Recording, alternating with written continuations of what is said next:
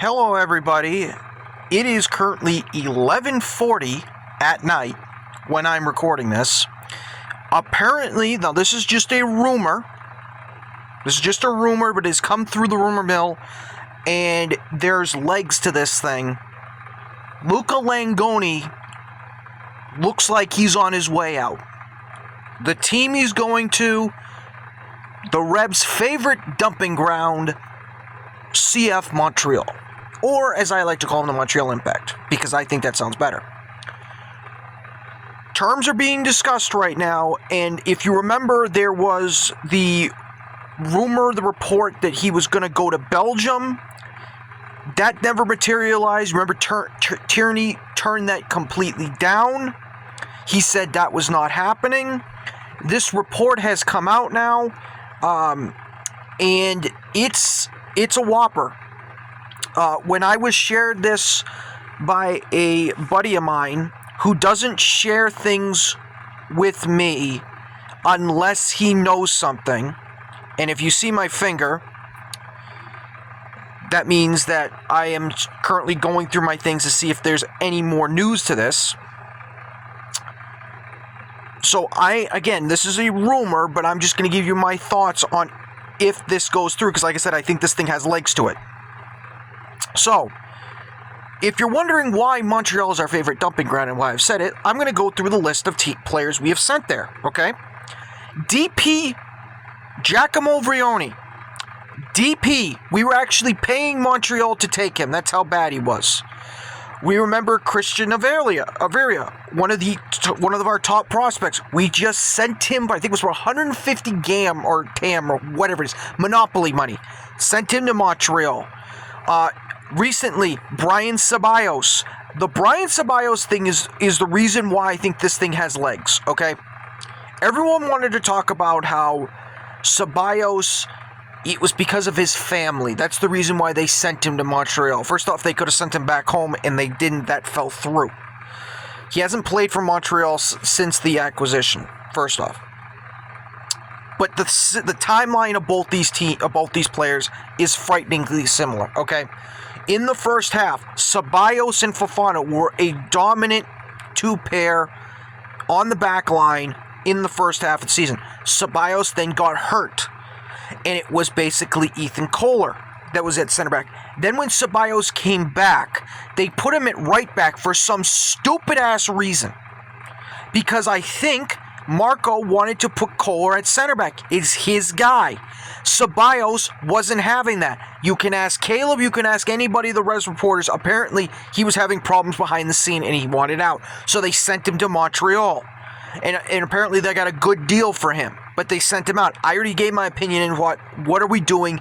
And all Reds fans called him out for that because he was one of their top center backs. Again, they probably don't lose at Montreal if Ceballos is still on the team. Just saying. With Langoni's situation, the reason why it is so friggin' similar is because Langoni was your best player in the first half. Finally, they're getting something out of him, which they couldn't under Porter. Marco was unlocking him. And then Langoni gets hurt. He is then usurped, not only by Miller, who basically has taken the right wing from him, but Yao, Zambrano, all those guys are getting minutes, and then Langoni's now coming on in the second half as a sub. I guarantee you the same thing is happening.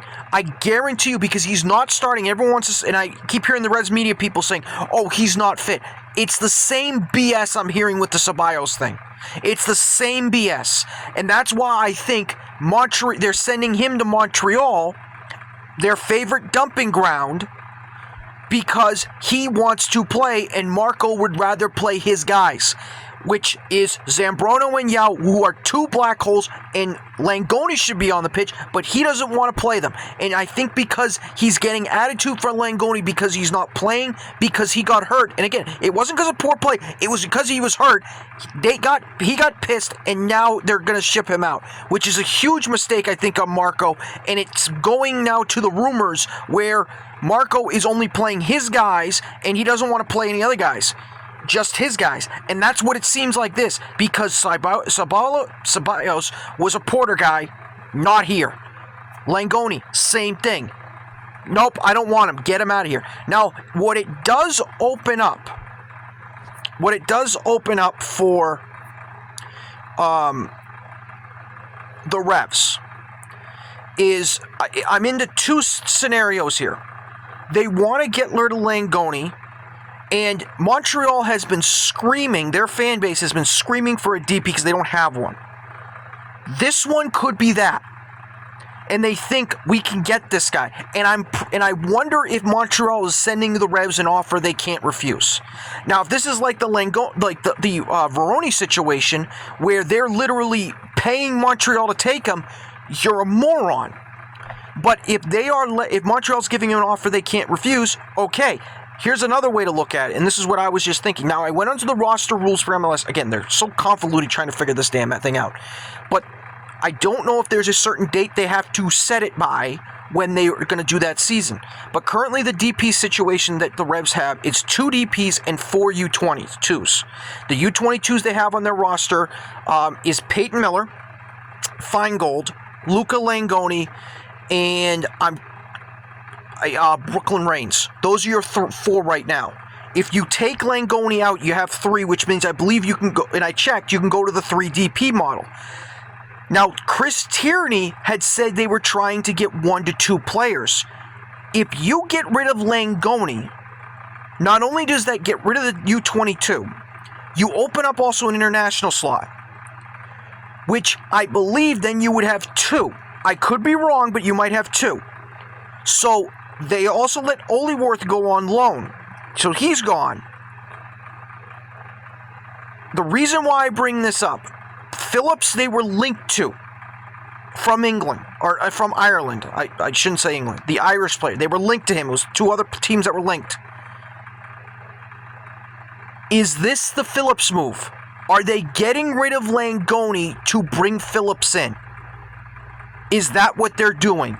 Because if they are, that's a good move. But again, the Revs, if they're getting rid of Langoni, there has to be another piece to this. Because just letting Langoni go, I don't like this. Just letting him go, I do not like this. Because I think right now, if you have Harris, and then you have Dort Turgeman as striker and Langoni right there, I think that's a good top 3. But if you're letting Langoni go, now you got to fix that because you're going to put Miller there. But what are they doing? What are they doing? So I just wanted to give my thoughts on that because, like I said, this rumor broke out. But don't be surprised if there's another move that's going to fall with this, because this could be big. This could be big. So that's my thoughts on this. Take care, everybody. I know it's a late one. I'll see you next time.